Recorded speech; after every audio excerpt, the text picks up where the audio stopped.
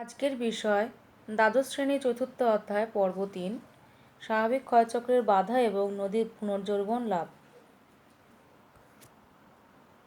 স্বাভাবিক চক্রের বাধাটা কি? আমরা তো জানি ডেভিসের ক্ষয়চক্র মানে নদীর ক্ষয়চক্র যেটা, কিন্তু আজকে পড়ছি আমরা ক্ষয়চক্রের বাধা।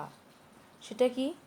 ডেভিস বলছে যে ভূমিরূপ যৌবন থেকে শুরু করে বার্ধক্য অবস্থায় পৌঁছানোর জন্য একটা দীর্ঘ সময় নেয় এবং ওই টাইমের মধ্যে যখন ভূমিরূপটা ক্ষয়ের শেষ সীমার পরিবর্তন, উচ্চতার পরিবর্তন, জলবায়ুর পরিবর্তন প্রভৃতি সমস্ত কারণের জন্য যখন ক্ষয়চক্রটা বিঘ্নিত হচ্ছে, আবার নতুন করে যৌবন পর্যায় শুরু হচ্ছে, এইভাবে যখন ক্ষয়চক্রের প্রগতি হতে থাকে এবং বিঘ্নের ঘটনা ঘটে, সেই যখন থেকে বাধাটা সৃষ্টি হয় তাকেই বলা হচ্ছে ক্ষয়চক্রের বাধা বা interruption in cycle of erosion.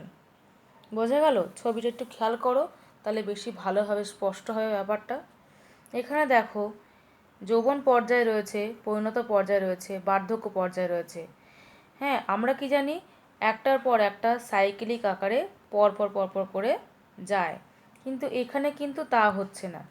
এখানে যদি আমি মনে করি যৌবন পর্যায় থেকে পরিণত পর্যায়ে না গিয়ে আবার শুরু করব, হলো আবার যৌবন পর্যায়ের পরে পরিণত পর্যায়টা হলো, পরিণত পর্যায়ের পরে আবার নতুন করে ক্ষয়চক্র শুরু হতে পারে, আবার যৌবন, পরিণত এবং লাস্টে বার্ধক্য পর্যায়ে আসার পরেও ভূমিরূপ আবার নতুন করে পুনর্যৌবন লাভ করতে পারে।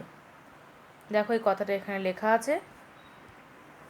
তাহলে এইটা হচ্ছে স্বাভাবিক ক্ষয়চক্রের বাধা। এবার দেখো স্বাভাবিক ক্ষয়চক্রের বাধার জন্য কারণগুলো কি কি। কারণটা হচ্ছে কি, একটা হলো ক্ষয়ের শেষ সীমার ধনাত্মক পরিবর্তন, অপরটা হচ্ছে ক্ষয়ের শেষ সীমার ঋণাত্মক পরিবর্তন। ধনাত্মক পরিবর্তনটা কি জিনিস? যখন ভূভাগের অবনমনের ফলে মহাদেশীয় ভূভাগের সাপেক্ষে সমুদ্রপৃষ্ঠ উঁচু হয়ে যায়, অথবা হিমবাহ গলে গিয়ে যখন সমুদ্র জলের উচ্চতা বৃদ্ধি পায়, তাহলে কি হবে? তখন নদী হঠাৎ করে নিম্নক্ষয় সীমার কাছাকাছি চলে আসবে এবং ফলে নদীর ক্ষয়কারী ক্ষমতা হ্রাস পাবে। এটাকে বলা হচ্ছে সমুদ্রপৃষ্ঠের ধনাত্মক পরিবর্তন। এই ছবিটার দিকে একটু খেয়াল করো, এটা কি দেওয়া আছে? ক্ষয়ের শেষ সীমার ধনাত্মক পরিবর্তন। এক্ষেত্রে দেখো ভূভাগটা এখানে H1টা হচ্ছে প্রথমটা, এইরকম পরিস্থিতিতে ছিল, কিন্তু সমুদ্র সমতল তখন এখানে ছিল। পরবর্তীকালে কি হচ্ছে, হিমরাশি গলে গিয়ে সমুদ্র সমতলটা উঁচুতে উঠে যাচ্ছে। তাহলে ক্ষয় যে পাচ্ছিল, ক্ষয় পেতে পেতে যে নিচের দিকে আসছিল, তার মাত্রাটা আরও বেড়ে গেল, তাই হাইটটা তখন এতটুকুর পরিণত অবস্থায় থেকে শুরু করে বার্ধক্য অবস্থায় গিয়ে শেষ হয়ে গেল। এটা ছিল ক্ষয়ের শেষ সীমার ধনাত্মক মানে পজিটিভ পরিবর্তন। এবার দেখি নেগেটিভ পরিবর্তন বা ক্ষয়ের শেষ সীমার ঋণাত্মক পরিবর্তনটা কী জিনিস। যখন কোনো একটি অঞ্চলের ভূভাগ উঁচু হয়ে ওঠে, তখন সমুদ্রপৃষ্ঠের ঋণাত্মক পরিবর্তন হয়। অর্থাৎ এই ক্ষেত্রে কী হচ্ছে, দেখো ছবিটা দেখলে স্পষ্ট তো হবে ব্যাপারটা। প্রথম ক্ষেত্রে হাইট ছিল এইটা, পরবর্তীকালে হাইটটা আরও বেড়ে যাচ্ছে। আগেরটা কিন্তু কমে যাচ্ছিলো দেখাচ্ছিলো, এটাতে আরও হাইট বেড়ে গেল, তার মানে এখানে ভূভাগের উত্থান ঘটেছে। তাই সমুদ্র সমতল এখানে ছিল আগেরটাতে ক্ষেত্রে, পরেরটাতে নিচে নেমে গেল, তাই এই পোর্শনটা আরও বেড়ে গেল, মানে ভূভাগটা আরও উঁচু হয়ে যাচ্ছে। তাহলে এটা হলো তার ক্ষয়ের শেষ সীমার ঋণাত্মক পরিবর্তন, এবং এর কারণেই কি হয়, নদীর পুনর্যৌবন লাভ হয়, এবং সেটারই সম্পর্কে এর পরেরটাতে পড়ব। দেখো পুনর্যৌবন লাভ হচ্ছে মানে ক্ষয়ের শেষ সীমার ঋণাত্মক পরিবর্তনের জন্য, আর সৃষ্টি হচ্ছে ভূমিরূপ। কাকে বলছে এটা? সমুদ্রপৃষ্ঠের পতন অথবা ভূ আলোড়নের ফলে ভূভাগের উচ্চতা বৃদ্ধি পাওয়া। তার মানে যেভাবে ক্ষয়প্রাপ্ত হতে হতে নিচের দিকে নামতে পারত নদীটা, সেটার থেকে হঠাৎ তার বাধাপ্রাপ্ত হয়ে আবার নতুন করে ক্ষয়প্রাপ্ত হওয়ার ক্ষমতা সে ফিরে পাচ্ছে। কে না? নদী। দেখো এখানে প্রকারভেদ দিয়েছে তিনটে: গতিময়, ইউস্ট্যাটিক আর স্থিতিশীল। পাশের চিত্র দেখো, এটা গতিময় পুনর্যৌবন লাভের চিত্র দেখাচ্ছে।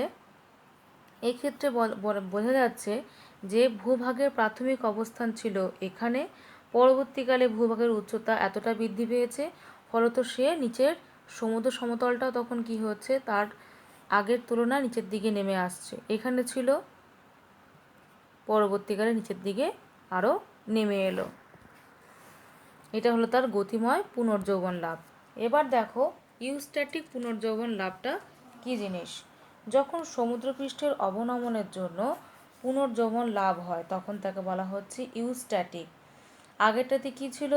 আগেরটাতে বলা হয়েছিল গতিময়টাতে যে ভূভাগের উত্থান ঘটে এখানে, আর এটাতে কি বলা হচ্ছে যে এখানে সমুদ্রপৃষ্ঠের অবনমন বা ভূভাগের উত্থান, এই ক্ষেত্রে হচ্ছে কি সমুদ্রপৃষ্ঠে শুধু অবনমনটা হচ্ছে। ছবিটা দেখো, প্রথমে দেখো কি ছিল, এইখানে সমুদ্র সমতল ছিল, মানে মহীসোপান 1-এর পজিশন। পরবর্তীকালে এখানে দেখো অবনমন ঘটেছে মহীসোপানটার, তাই এখানে ভূভাগটা ছিল এই পজিশনে, পরবর্তীকালে সেটা এতটা হয়ে যাচ্ছে, ভূভাগটা বড় হয়ে যাচ্ছে যেহেতু মহীসোপানটা নিচের দিকে নেমে আসছে। তাহলে এটাকে বলা হচ্ছে কি ইউস্ট্যাটিক পুনর্যৌবন লাভ। মনে রাখবে এটা দুরকমভাবে হয়, এক ভূ আলোড়নের জন্য হয়, আর 2 হিমবাহের প্রভাবের জন্য হয়। এবার দেখো স্থিতিশীল পুনর্যৌবন লাভটা কী জিনিস। এই ক্ষেত্রে কি হচ্ছে, না সমুদ্রপৃষ্ঠের অবনমন ঘটছে, না কোনো রকম ভূভাগের উত্থান ঘটছে। তার মানে না গতিশীল পুনর্যৌবন লাভের মতো ভূভাগের উত্থান ঘটছে এখানে, না ইউস্ট্যাটিক পুনর্যৌবন লাভের মতো এখানে সমুদ্রপৃষ্ঠের অবনমন ঘটছে। দুটোর ছাড়াই যখন অন্য কোনো প্রাকৃতিক কারণ এর জন্য নদীর নিম্নক্ষয় ক্ষমতা হঠাৎ করে বেড়ে যাচ্ছে, সেই ক্ষেত্রে ভূমির যে পুনর্যৌবন লাভটা হবে তাকে বলা হচ্ছে স্ট্যাটিক বা স্থিতিশীল পুনর্যৌবন লাভ। এই ক্ষেত্রে দেখো ছবিটা দেওয়া হয়েছে নদীগ্রাস। নদীগ্রাসের ক্ষেত্রে কি হয়, এই ক্ষেত্রে হয় কি ক্রমাগত এই যে মস্তকটা রয়েছে, মানে জলবিভাজিকার যে আপার পোর্শনটা, সেইখানটা ক্রমাগত ক্ষয় করে করে শক্তিশালী নদী কী করছে, দুর্বল নদীপথকে খেয়ে নিচ্ছে বা গ্রাস করে নিচ্ছে। ফলত এইখানকার নদীর জল আস্তে আস্তে ফ্লো করছে মেন বড় শক্তিশালী নদীর দিকে, এবং সমস্ত জল যখন এই বড় নদীতে গিয়ে পড়ছে তখন কি হচ্ছে, তার ক্ষয় ক্ষমতা হঠাৎ করে বেড়ে যাচ্ছে। তাহলে আগে সে যে নিয়মে ক্ষয় করতে করতে ভূমিভাগের যৌবন, পরিণত এবং বার্ধক্য পর্যায়ের দিকে নিয়ে যাচ্ছিল, সেটা এখন সে আবার হঠাৎ করে নতুন করে ক্ষয়কারী ক্ষমতা বাড়িয়ে ফেলবে। তাহলে এটা হলো স্থিতিশীল পুনর্যৌবন লাভের ঘটনাটা। এবার দেখো পুনর্যৌবন লাভের ফলে কি কি ভূমিরূপ সৃষ্টি হয়। এখানে মোট 5 রকম ভূমিরূপ রয়েছে। কি কি রয়েছে, নিক পয়েন্ট, এটা প্রথম পয়েন্ট। তারপরেরটা কি না ভ্যালি ইন ভ্যালি বা উপত্যকার মধ্যে উপত্যকা। তারপরেরটা কি নদী মঞ্চ, তার আবার 5টা প্রকার আছে, সবগুলোই পড়ব। তারপরেরটা কি কর্তিত নদী বাঁক, তার মধ্যে আবার 2টো ভাগ রয়েছে। এবং লাস্টলি উত্থিত সমুদ্র সৈকত এবং মঞ্চ। দেখি পরপর সবগুলো। প্রথমে দেখো নিক পয়েন্ট।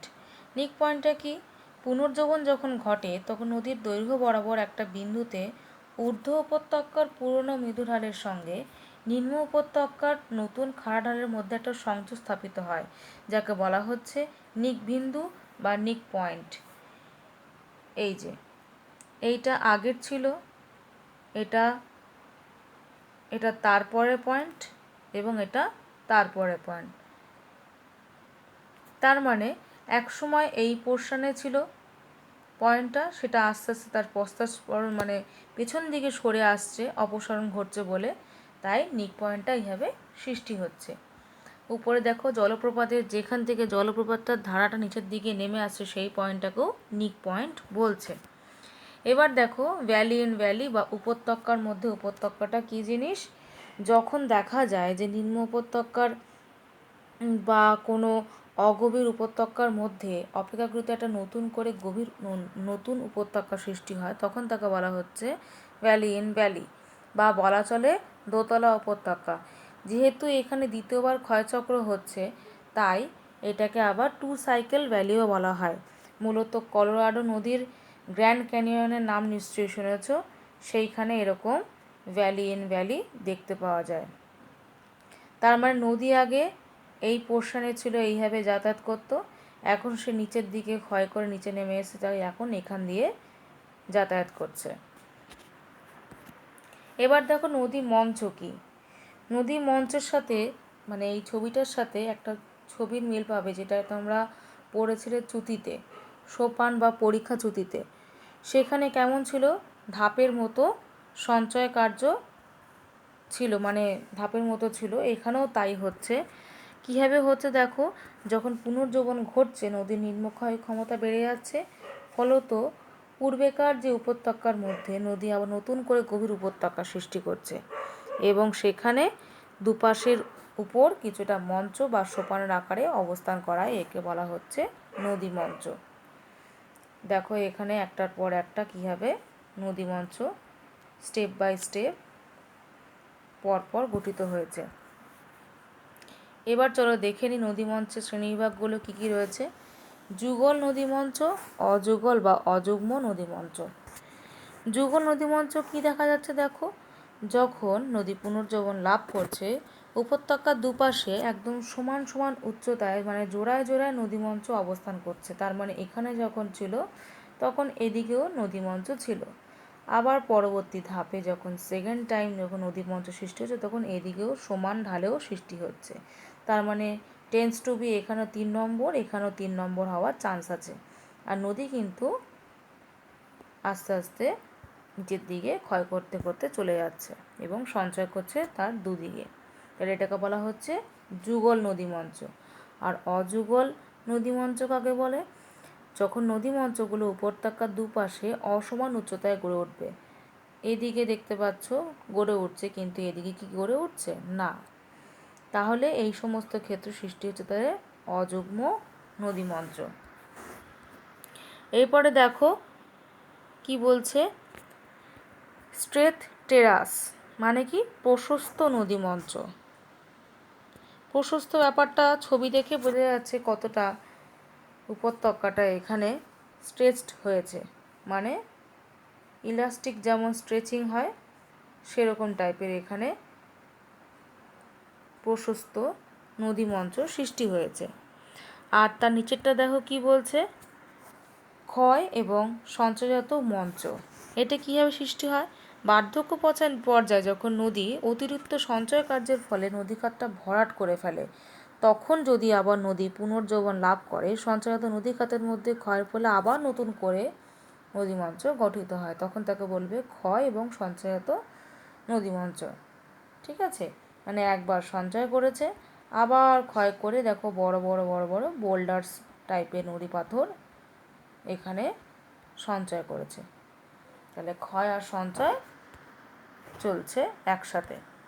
এবার দেখো কি বলছে, প্রস্তর সঞ্চা নদী মঞ্চ কাকে বলছে, পললের পরিবর্তে মানে কাদাবালির পরিবর্তে নদী মঞ্চ যদি শিলায় গঠিত হয়, তখন তাকে বলা হবে প্রস্তর সজ্জা, মানে বেড রক টেরাস। নদী মঞ্চের ইংলিশটা কিন্তু টেরাস। এইবার দেখো যে 4 নম্বর পয়েন্টটা ছিল, সেটা হচ্ছে কর্তিত বা খোদিত নদীবাঁক। এটা কি জিনিস, তার মধ্যে দেখো দুরকম রয়েছে এখানে, সদৃশ এবং অসদৃশ। আচ্ছা আগে বুঝে নাও যে কর্তিত নদীবাঁকটা কি। সাধারণত পরিণত এবং বার্ধক্য পর্যায়ে নদী একদম বেঁকে বেঁকে প্রবাহিত হয়, একদম শেষ স্টেজে প্রচণ্ড মিয়েন্ডারিং একটা গতিপথ সে সৃষ্টি করে, এইভাবে একটা মিয়েন্ডারিং সৃষ্টি করে। নদীবাঁকের কথাটা তোমরা 7-এ 8-এ মোটামুটি পড়ে পড়ে আসছো টুকটাক করে। তারপরে দেখো সেই সময় কি হচ্ছে, পুনর্জীবন যদি লাভ হয়, তার মানে আবার যদি সে ক্ষয় করার ক্ষমতা পায়, তখন সেই বাঁকের মধ্যেই নদীটা এইভাবে উলম্ব হয়ে কেটে সেখানেই বসে যায় ডিপলি। আবার কখনো কখনো হয় কি, নদীর পার্শ্বক্ষয় করে এদিক ওদিক সরে যায়, মানে যেদিকে যাওয়ার কথা সেদিকে না সরে উল্টো দিকেও সরে যায়। তাহলে এই ব্যাপারটাকে বলা হচ্ছে কি, কর্তিত বা খোদিত নদীবাঁক। এটা আবার উৎপত্তি গঠন অনুসারে দুটো ভাগে ভাগ হয়েছে। তাই 1 নম্বর পয়েন্টটা হচ্ছে কি সদিশ, 2 নম্বর পয়েন্টটা হচ্ছে অসদিশ। সদিশটা কি? এটার ক্ষেত্রে দেখো, এই যে নদী বাঁকটা রয়েছে তার দুপাশের কিন্তু উঁচু পাড় এবং তাদের নদীমঞ্চের সংখ্যা, উচ্চতা, ঢাল সবই ইকুয়াল। তাই এদিকে যা এদিকেও তাই, এখানে এখানে সবই ইকুয়াল থাকছে, মেনটেন থাকছে। আর এই ছবিটার ক্ষেত্রে মানে পাশের ছবিটার ক্ষেত্রে অসদৃশ কেন বলছে? যেহেতু এখানে নদীর পুনর্জীবন লাভের ফলে নিম্নক্ষয়টা যখন কম করছে, পার্শ্বক্ষয় যখন বেশি করছে, তখন পাশে পাশে সরে যাওয়ার টেন্ডেন্সিটা বেশি সৃষ্টি হচ্ছে। ফলত প্রথমবারটা এরকম হলেও পরের বারটা এখানে হচ্ছে, তো পরের বারটা এখানে হচ্ছে, কোনো ঠিক থাকছে না যে নদী মঞ্চটা কোথায় সৃষ্টি হবে বা নদীটা কোন দিকে সরে যাবে। তাই এটাকে বলা হচ্ছে অসমপাড় খোদিত নদীবাঁক, বা বলা যায় অসদৃশ কর্তিত নদীবাঁক, একই কথা। এবার দেখো লাস্ট পয়েন্ট কি, উত্থিত সমুদ্র সৈকত। আমরা তো সমুদ্র সৈকতের নাম শুনেছি, যখন সমুদ্র তরঙ্গের ক্ষয়কার্য হয়, সঞ্চয় কার্য হয়, উপকূল অঞ্চলে সৃষ্টি হয় একটা বিচ বা সৈকত। সেই সৈকত ভূমি যদি সমুদ্রপৃষ্ঠ থেকে উঁচুতে অবস্থান করে বেঞ্চের মতো, তখন তাকে বলা হয় সৈকত ভূমির মঞ্চ। আর এটা যখন সমুদ্রপৃষ্ঠ থেকে 45 মিটারের থেকেও কম হয়, তখন তাকে বলা হয় উত্থিত সমুদ্র সৈকত বা রেজড সি বেঞ্চ। দেখো এখানে বেঞ্চের মতোই মনে হচ্ছে দেখে। মোটামুটি যদি 45 মিটার্সের বেশি উঁচু হয়, কম উঁচু হয়, তবে তাকে বলা হচ্ছে উত্থিত সমুদ্র সৈকত। আর বেশি হলে তাকে কি বলবো? সমুদ্র মঞ্চ। গ্রেট ব্রিটেনের দক্ষিণ এবং পশ্চিম উপকূলে কিন্তু এই উত্থিত সমুদ্র সৈকত দেখতে পাওয়া যায়। আর আমাদের ভারতের পশ্চিম উপকূলে কেরালাতেও সমুদ্র মঞ্চ দেখতে পাওয়া যায়। এটা দেখো কীভাবে সৃষ্টি হচ্ছে পুনর্জীবন লাভের ফলে।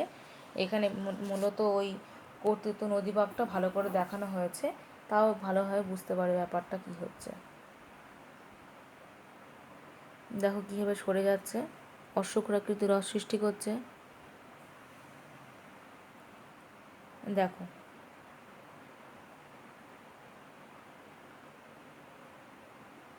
দেখো ক্ষয় পেয়ে হঠাৎ করে পুনর্জীবন লাভ হলো, নিচের দিকে ক্ষয়প্রাপ্ত হয়ে নিচের দিকে নেমে গেল। তার মানে এটা তো বার্ধক্য পর্যায়ে নয়, এটা যৌবন পর্যায়ে ঘটনাটা ঘটে থাকে। তাহলে আজ এই অবধি থাকুক।